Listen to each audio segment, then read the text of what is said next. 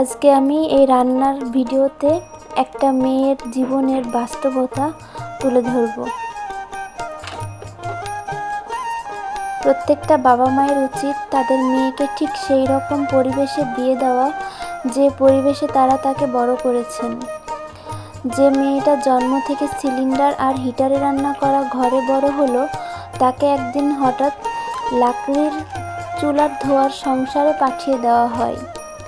যে মেয়েটা শান্ত একক পরিবারে বড় হলো, তাকে 20 জন মানুষের যৌথ সংসারের দায়িত্ব কাঁধে তুলে দেওয়া হয়। যে মেয়েটা পর্দাকে নিজের ঈমানের অংশ মনে করে, তাকে এমন পরিবেশে পাঠানো হয় যেখানে পর্দা রক্ষা করাটাই অপরাধ হয়ে দাঁড়ায়। শিক্ষিত মেয়েকে অশিক্ষিত পরিবেশে, স্বপ্নবাজ মেয়েকে স্বপ্নহীন জীবনে, সংবেদনশীল মেয়েকে অবহেলার সংসারে ঠেলে দেওয়া হয়। তারপর যখন মেয়েটা হাঁপিয়ে ওঠে, যখন রাতের পর রাত বালিশ ভিজিয়ে কাঁদে, যখন সে আর কিছুই সামলাতে পারে না, তখন তাকে বলা হয় মানিয়ে নে। মেয়েদের কষ্টই করতে হয়, কিন্তু কেউ কি একবারও ভেবে দেখে কেন শুধু মেয়েকে মানিয়ে নিতে হবে? কেন নিজের ভুল সিদ্ধান্তকে কপালের লিখন বলে চালিয়ে দেওয়া হবে? কেন আগে থেকে সেই পরিবেশে তাকে গড়ে তোলা হলো না, যে পরিবেশে তার বাকি জীবন কাটানোর কথা? সবচেয়ে কষ্টের বিষয় হলো, মেয়েটা এসব প্রশ্ন করতে পারে না। করলে সে বেয়াদব, নিজের কষ্টের কথা বললে সে অকৃতজ্ঞ, চোখের জল দেখালে সে ধৈর্যহীন।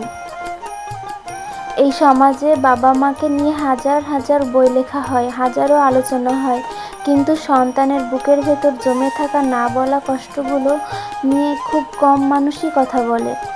আজকাল অনেক বাবা মায়ের কাছে মেয়ের বয়স 18-20 পার হলেই যেন পৃথিবীর সবচেয়ে বড় দায়িত্ব তাকে যে কোনোভাবে বিয়ে দিয়ে দেওয়া।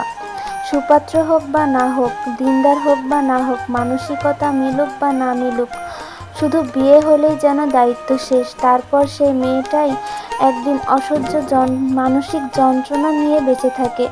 কেউ ডিভোর্সের শিকার হয়, কেউ বিষণ্ণতায় ডুবে যায়, কেউ জীবনটাই শেষ করে দিতে চায়। ছেলেরা তো সারা জীবন বাবা মায়ের কাছেই থাকে, তাহলে একটা মেয়েকে সুপাত্র না পাওয়া পর্যন্ত নিজের কাছে রাখাটা এত কঠিন কেন? বেলা শেষে তো অনেক মেয়েই বাবা মায়ের সবচেয়ে বড় ভরসা হয়ে দাঁড়ায়, সবচেয়ে বেশি খোঁজ নেয়, সবচেয়ে বেশি ভালোবাসে, সবচেয়ে বেশি কেয়ার করে। মেয়েরা নাকি রহমত, মেয়েরা নাকি বরকত, মেয়েরা নাকি আল্লাহর শ্রেষ্ঠ নিয়ামত।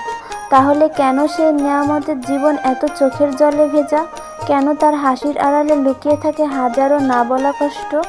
কেন তার স্বপ্নগুলো বারবার অন্যের সিদ্ধান্তের নিচে চাপা পড়ে যায়? কেউ কি বলতে পারবে? মেয়েরা যদি সত্যিই এত মূল্যবান হয়, তবে তাদের জীবনটা এত সহজে কেন ভেঙে দেওয়া হয়? এমন হাজারো প্রশ্নের উত্তরের পেছনে ছুটে বেড়াই আমরা মেয়েরা। কেন বলতে পারেন?